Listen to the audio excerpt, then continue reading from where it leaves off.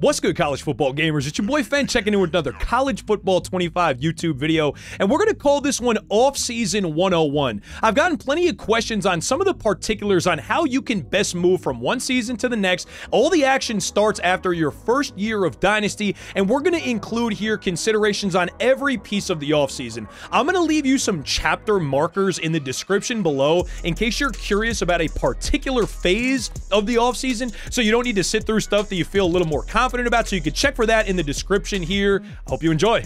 So I thought the best way to do this would probably be to just set up a brand new dynasty. I used UNC, which is a middle-of-the-road team, obviously. We set recruiting to auto, so I have really no idea how this team did in recruiting. They obviously did very well in their season. 13-2 are the Tar Heels, but just to spare myself a couple of the inevitable comments from people who skipped to this point in the video and really aren't planning on watching, just a friendly reminder, none of what we're going to talk about here has anything to do whatsoever with the team or how many wins you had. This is just an off-season together so we could talk through some of the things I'm seeing and maybe you pick something up that you didn't know previously. So we picked the sim option that brought us through the end of season recap. We advance one more week from there, and we're at the point in the offseason where it's giving us the option to try to convince the players that are leaving or planning to leave to stay. Now, I did a little bit of advanced scouting on this. Thankfully, well, I suppose thankfully for UNC, maybe unfortunately for the purpose of this video, this is going to be a one and done here. But just to bring your attention to a couple of these pieces, you could see in the top right there, persuasion, we have 10 out of 10. Probably pretty obviously to you, that means we could try to convince up to 10 players to stay. In this case, G. Blackwell is the only one considering leaving. We could scroll to the bottom of the list just to make sure that nobody else is going to allow us an attempt to convince them. Nobody else. So it's going to be Blackwell, and the game pretty much sets you up for success on this. It'll tell you the chance. In an unlikely situation where you have a bunch of players threatening to leave, you should be a little more selective when picking who you want to use your persuasion on. Obviously, for this UNC offseason, we're only going to use one, so we're going to have plenty to spare, and it's saying it's giving us a high persuasion chance to get him to stay. Really just make sure you're not simming through this period, because I have gotten some pretty high-value players. Think like a transfer that just got to town, but maybe he's like the 3 and he wanted to be the 1. Playing time is a big thing that players will value, and it'll tell you why everyone else is leaving. A graduation, we're going to get it. One of our players drafted. Here goes this middle linebacker, Eccles. He's going to the draft. Tons of graduation for UNC, so it's no surprise that they were as good as they were at 13-2, playing mostly seniors. So we've got some guys getting drafted, got some guys graduating. Let's use our one persuasion chance that we need, see how it goes. Blackwell, you want to stay on board? Failed to persuade. Absolutely hate that for us. And unfortunately, as I'm sure y'all already know, we can't use another one unless we can. We can. Okay, I love that we just learned that here because I had never tried that before. Perfect timing that we're shooting a video live to find that out. Love that. So not only should you be planning which persuasions to use, but you might want to keep a couple in your back pocket for your best players to maybe spam a couple of those. It took us 2 to get this high persuasion chance G. Blackwell to stay. Little bonus value. I didn't actually know that beforehand. You can use multiple persuasion attempts on a player. Now we're down to 8. It took us 2. And our only guy that was going to leave is now not going to leave. And we love that. Beautiful. Moving on and moving forward. Okay, so we just simmed through our offseason recruiting and transfer portal. If you guys want some more comms on recruiting, I think we have some pretty highly valuable videos already on the YouTube channel for that. Part 1 is the green diamond. Part 2 is the red one. I think part 3 is the pink one. Surprise, I just gave it a different colorway.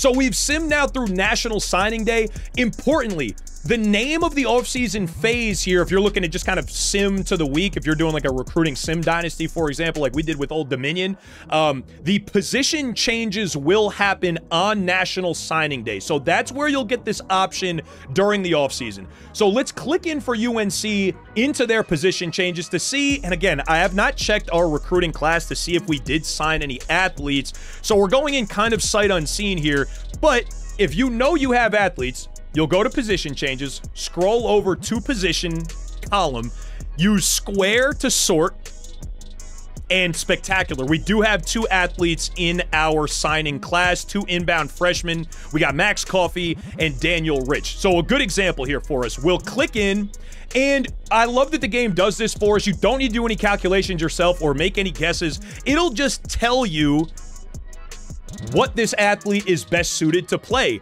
Kind of interesting here. I've not seen this much. Usually when you get, I guess he is a vertical threat archetype for a tight end. More commonly, I'll see this be like tight end and fullback. You know, maybe a little bit of bonus rating for halfback here. This guy is 6'4", 218. So I think I would like him better in the defensive backfield. And as per kind of the point of this video, taking a look at some of the information the game gives us to make sure we're set up for success into the future, we already have 4 tight ends on this UNC roster. It doesn't make a whole heck of a lot of sense to add another one. We also have 5 free safeties. Once you get a little bit deeper, you might actually consider moving some guys around like that. Linebackers to linebackers, D-line to D-line, moving a free safety over to strong safety. But for now, to at least pick the athlete's position, we only have 1 strong safety on the board. His zone archetype is kind of hot, I think, at strong safety, and he's 6'4". So let's augment our safety spot. We only have 1 on our roster so far, and make this athlete a safety. Love that. We'll go back to sort again. Here goes position, switch it around. There goes our athlete right to the top. 89 speed guy. And they're saying he'll look best as a fullback, which we don't have anyone rostered. He's a little light in the pants. What do you mean by that? 5'9", 177. We don't have any on the roster, so it feels like fullback is going to be the right move for us here. And then from there, you can get a little more detailed with your position changes if you want. So let's take a look at O-line just for example. We have 4 left tackles, 2 left guards, 2 centers, 2 right guards, and 4 right tackles. That's going to be a red shirt for us. Spoiler alert. So in this situation, when I scroll through, I would look for positions that are just lacking in bodies, kind of just to even things out. It's not going to make a huge difference for you in their overall play, especially if they have the ability that will allow them to play out of position. I feel like it almost shouldn't count if you're moving an O-line to another spot on the O-line, but nonetheless, sometimes you get nerfed a little bit, so keep an eye out for that ability that can help you out a bit. Let's take a look at linebackers to see if anything makes sense moving anything around here. We have 2 left outside linebackers, 1 a true freshman, which we would like to redshirt if we can. We have plenty of middle linebackers, and we also have 3 right outside linebackers, including a senior 67 that's going to be graduating.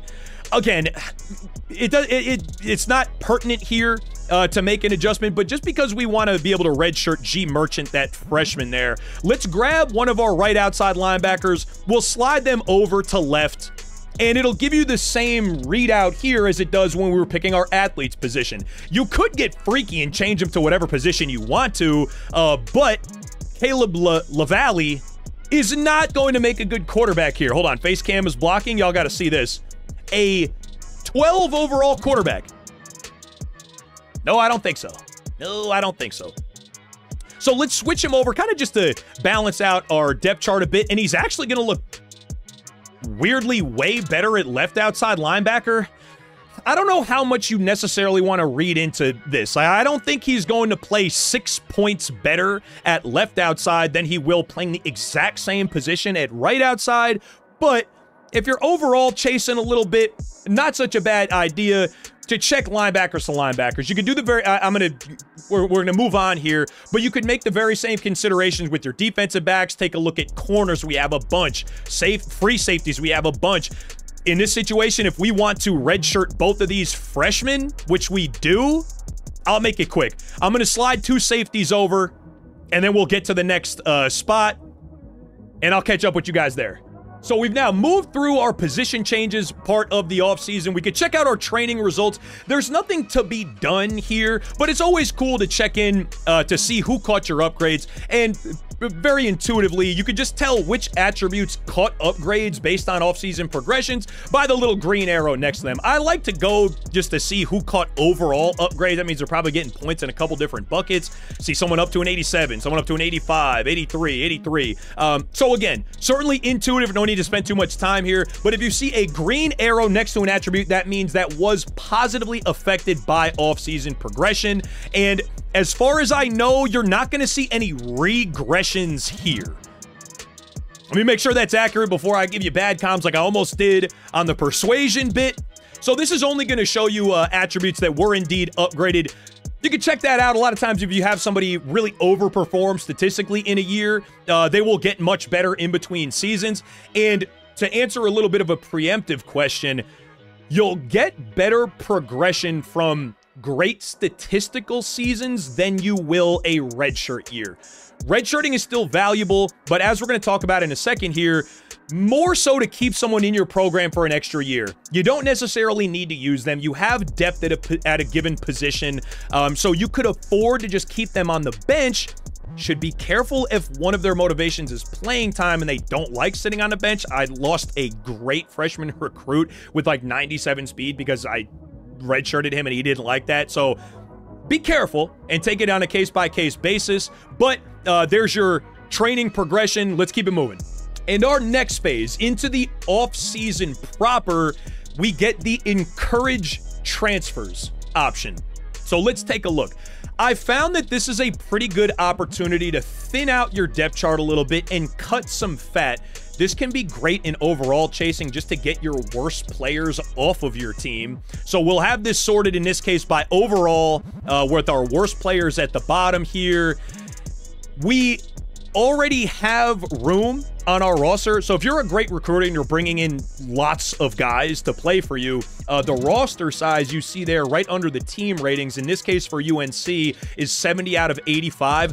There's really no reason for us to try to convince anybody to leave it all. We have plenty of overhead room. We could bring in pretty much as many guys as we want to. And in this case, it's not like we're looking at anybody, you know, rated in the 40s or 50s. It might actually be dragging down some of our overalls. Does it matter all that much? Probably not, but I'm big on overall aesthetics.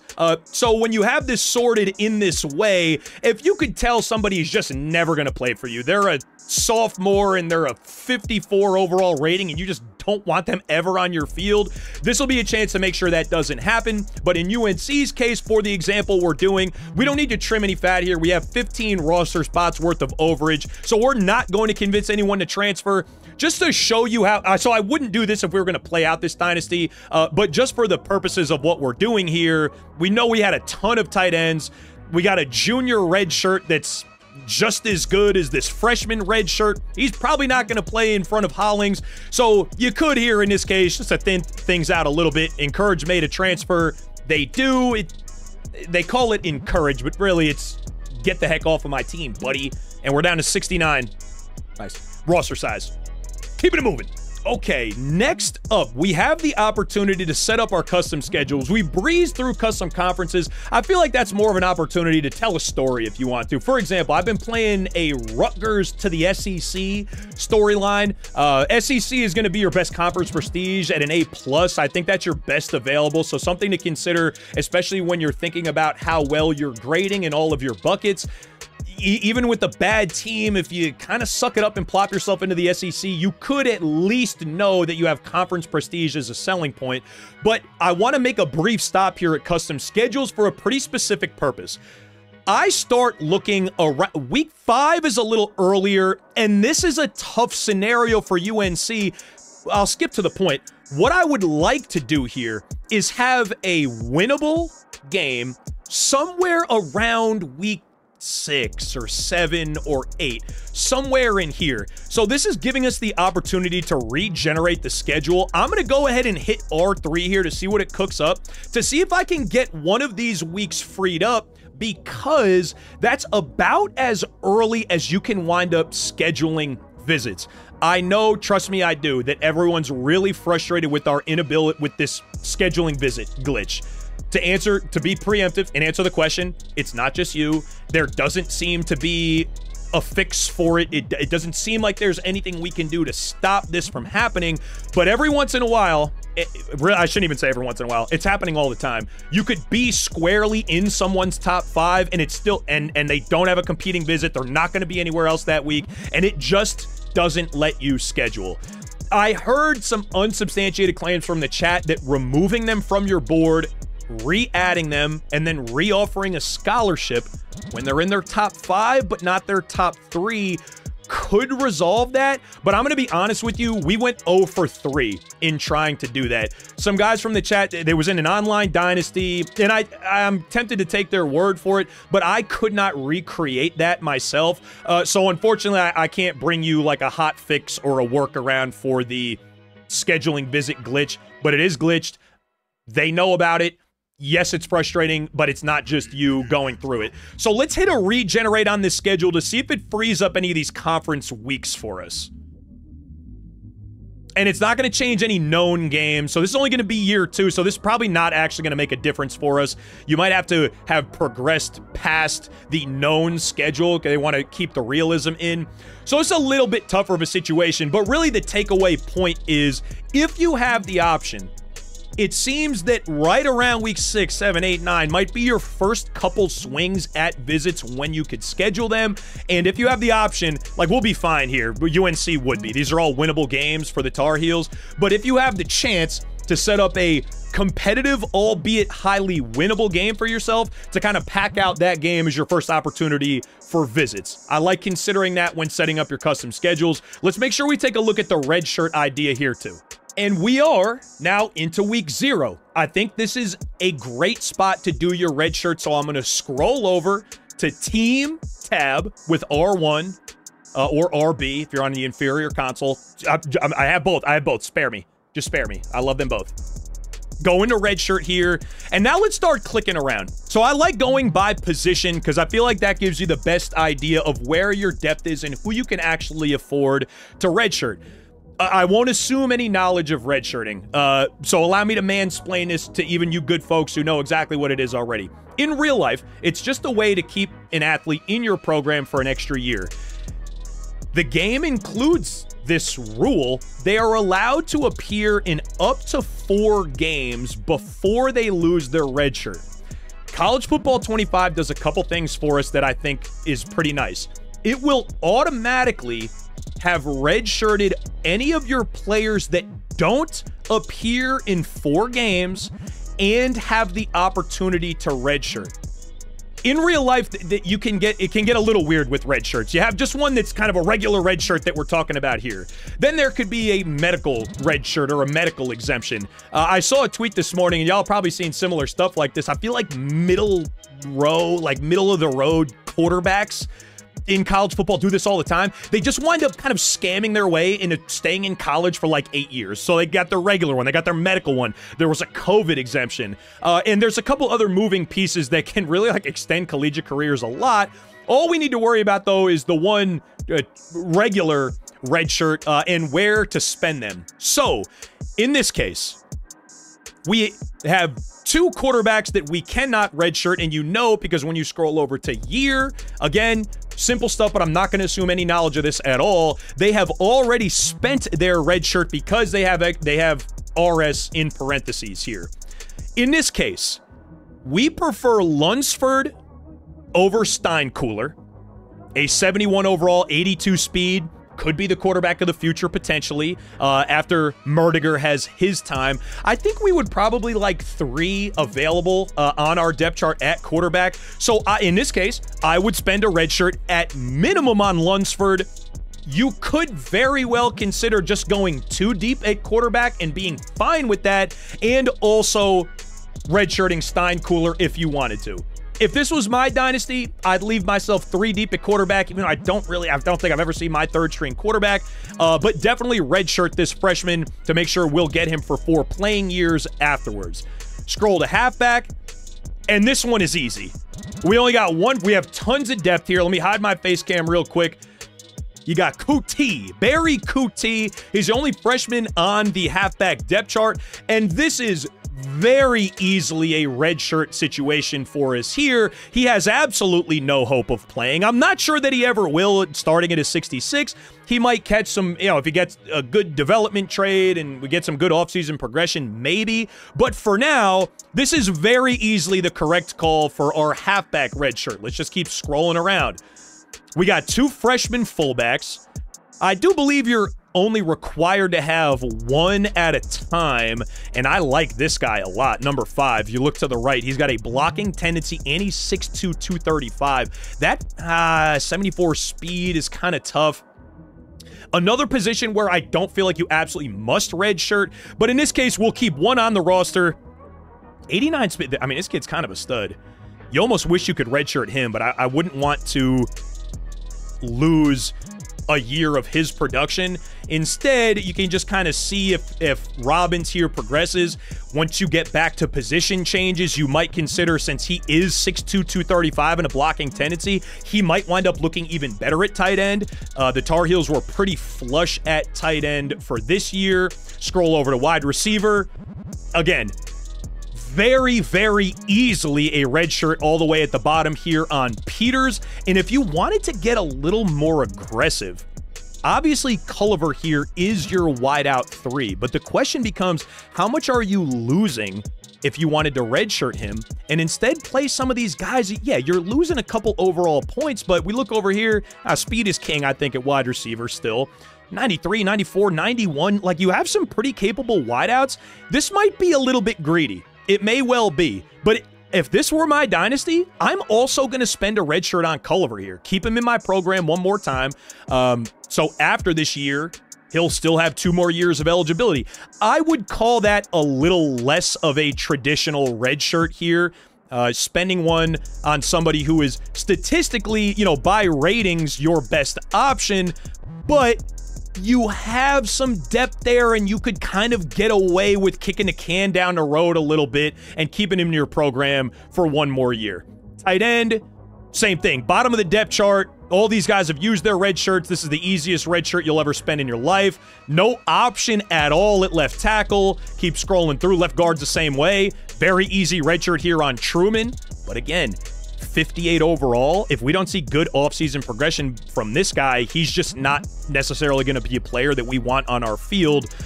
So that might be a candidate for an encouragement of a transfer maybe down the road, but a red shirt at least for now. Same exact story with the right guard there, Clement. Right tackles, we could redshirt 2 of these guys with 3 bodies of depth in here.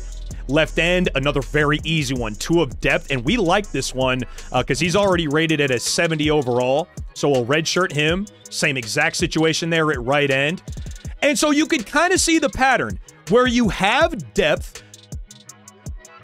You want to get your young guys redshirted if possible to keep them in your program for 5 years and get the progressions from all 5 of those years rather than just 4. We're going to keep scrolling through. Deep Moss, 54 overall. You're going to hope for a big progression from him. This is a little spicy in here. I think I would do the same thing that I did at wide receiver. Again, if this was my dynasty that I am playing out, you have depth. You're losing a couple overall points. He's going to be a senior already. I might consider redshirting both of these guys. A little greedy, maybe.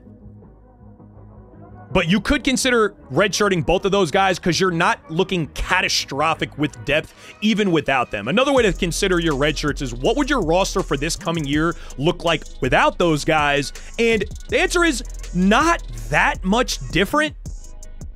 The more I'm thinking about it, we're going to let the senior play his senior year, redshirt the junior, so keep him 2 years after that. And after an offseason progression, you might see him in the low 80s, and you'll get to start a low 80s cornerback for 2 years in a row, which is pretty nice. Nobody with options except our starter at safety.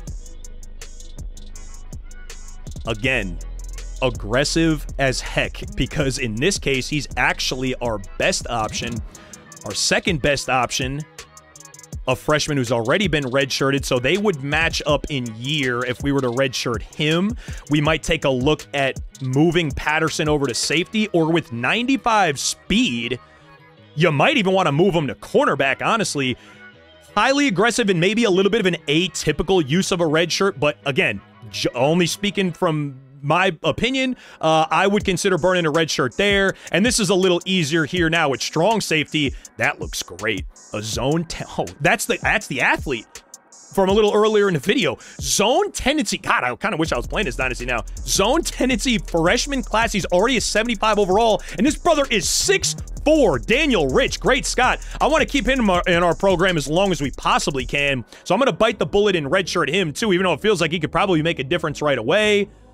And y'all get the idea on a couple of the things that you might think about as you're setting up your red shirts for the coming season. So there you have it, chat. The UNC Tar Heels are through an off season. They're set up for year 2 for them, and they're looking pretty good.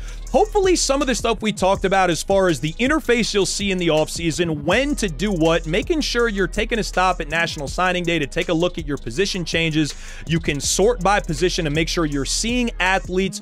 And if you haven't seen the interface that the game gives us before, it makes it easy. It'll just tell you how well a player will play at each position. You can consider your depth chart as a whole when moving things around, D-backs to D-backs, linebackers to linebackers, O-line to other spots, to make sure you're looking a little more even across the board, so that once you get to the redshirting phase, it makes a little more sense to you. You have a little more even of depth across your roster, and you can equip yourself a little bit better to move on to the future in your dynasty. I'm sure a lot of this is stuff that most of y'all know already, but hopefully I was able to help somebody out here. If I did, make sure to leave me a like, throw a comment on the thing, and I can't wait to see you in the next video.